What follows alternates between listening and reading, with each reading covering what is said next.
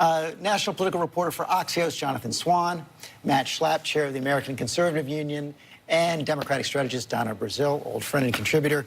So much to talk about, as you can see, this Sunday morning. I'm going to choose to come back with this one-year investigation, one-year anniversary of the Mueller investigation. And Jonathan SWAN, let me begin with you, because I noticed something when Alan Dershowitz was here. Of course, he's independent, but has been close to the president at times. It really does seem like the White House strategy coming into focus here. It's now all about discrediting Robert Mueller.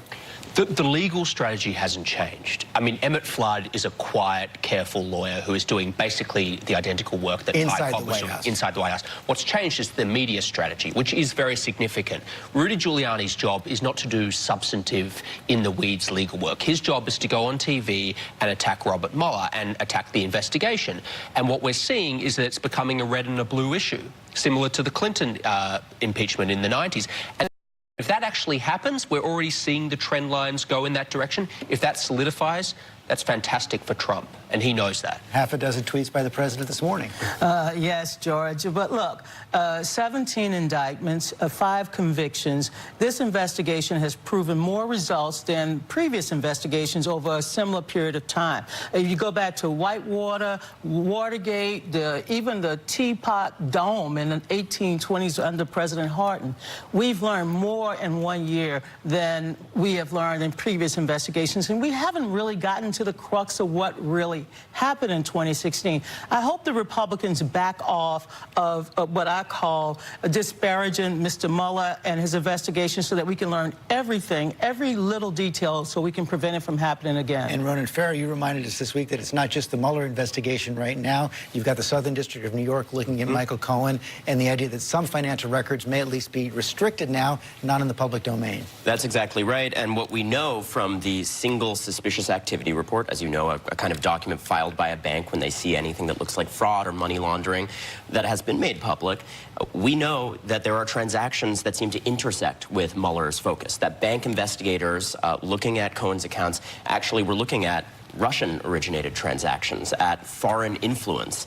There seemed to be a lot of transactions with foreign entities that had some kind of vested interest in the outcome of this last election. And Amanda, you've written a bit about this. Are Republicans now consolidating around the Trump point of view on this, as Jonathan suggested? Yes, the idea that this is the biggest witch hunt since Watergate has definitely caught on, but spoiler alert, there was a witch found in Watergate. It was the president. And the thing that should worry Republicans now, the revelations this week shown by Michael Cohen and also Donald Trump Jr.'s transcripts released by the Senate Intelligence Committee, is that there were absolutely no firewalls between the organization, the Trump campaign, and even the Trump White House. And Donald Trump has tried to draw a bright line between the Trump organization and the campaign, but if he never did during the campaign and during his presidency, how can Robert Mueller? He can't. And if nothing else, Matt Schlapp, we do know how wide-ranging this investigation is. Oh, yeah, because you know why? There's really no confines on it.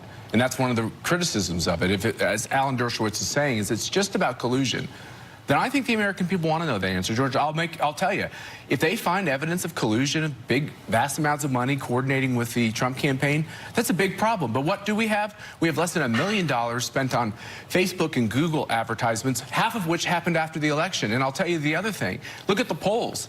If this is such a problem, I think the American people are fair. They were fair on Whitewater. When an investigation is not about the purpose of the investigation, sometimes they cry foul, which is why Donald Trump's poll numbers are so much stronger. The generic ballot for Republicans is now just a 4-point differential. And look at the right track, wrong track.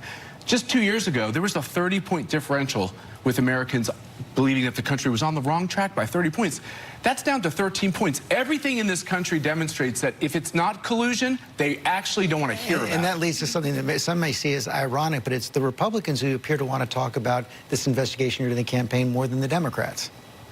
In the White House, certainly. I think if you look at Democratic leadership, it's very clear Nancy Pelosi does not believe that running on impeachment is the right strategy. In fact, a lot of Democratic leaders believe all it will do is energize the Republican base, who, frankly, the biggest worry in Washington at the moment among Republican leaders is that their base is too apathetic, they won't turn up to vote, and if you use the impeachment word, if you really press that rod, that's the thing that's going to get them off the couch. So if you're just talking about the politics of this, it's very clear why Democrats aren't really making this the centerpiece of 2018. You know, I think what we're seeing is also the walls coming down between all of these separate investigations, people like Cohen and the president himself. So the political resonance of these narratives about corruption is only going to increase. We saw just in this past week, obviously, the financial disclosures from the president admitting that he was repaying Cohen in some of these cases for some of these transactions. And that's going to lead to a question that, of course, we saw during the 2016 presidential campaign. At what point does Robert Mueller have to put everything on hold as we head into the midterm elections, Donna? Well, look, I would hope that by Labor Day, when the last primary is held sometime during that period, that the investigation is able to enter its last phase. But you have to follow the evidence.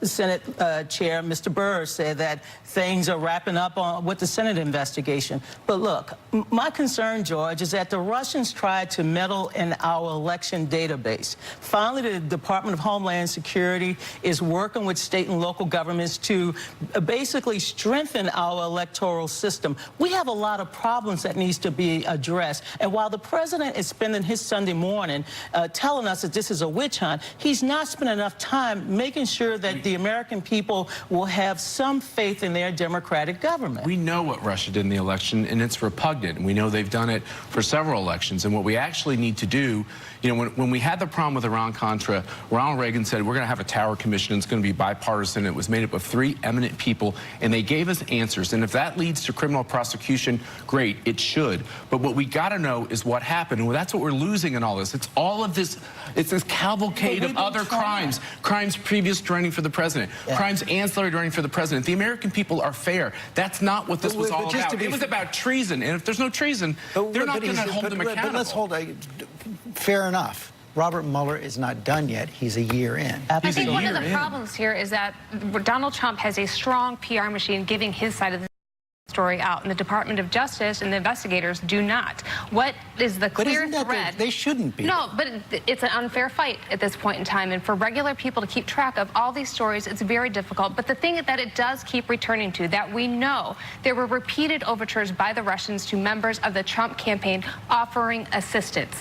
Trump campaign members opened the door to that. They appeared receptive. Donald Trump, without a doubt, used the Russian hacked material on the campaign trail. And in those discussions, the Russians kept bringing up sanctions, and we know that Donald Trump was very resistant to imposing sanctions. That's what we know. That is the storyline of the investigation, but unfortunately, they don't have people out there explaining that clearly. And that was the unfair fight of 2016. This isn't just about the election itself. We are seeing revelation after revelation suggesting that there were foreign entities interfering on various policy issues. For instance, you know, we had the reporting in the last weeks from me and also several other reporters that there were efforts to scupper the Iran deal, to sabotage the reputations of people behind it. Now we see our withdrawal from the Iran deal. We see our government bereft of diplomats, which is the subject of my book, obviously.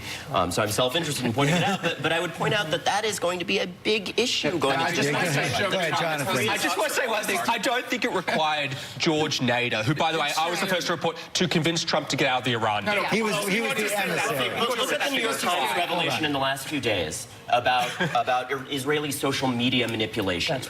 Similarly, we see, you know, an Israeli private investigations firm going after the personal reputations of people behind the Iran deal. That's right. There are a new array of actors here that the American public didn't know about, and this is all going to figure into this next election. Let's get to it, which is the American government and governments around this world interfere in elections. The American government interferes in elections. There's a whole new level of espionage which happens online. I think the American people do need to have complete transparency in what the threats are against us, but also what we do. The American people need to know what its own intelligence agencies did in this campaign. People can say it's spying, it's not spying. It's disgusting. I don't care whose campaign this was. Help me out here. We shouldn't be using the government in a presidential campaign. We shouldn't be using the agencies to try to pick a winner or a loser. Mr. Strzok, you talked about this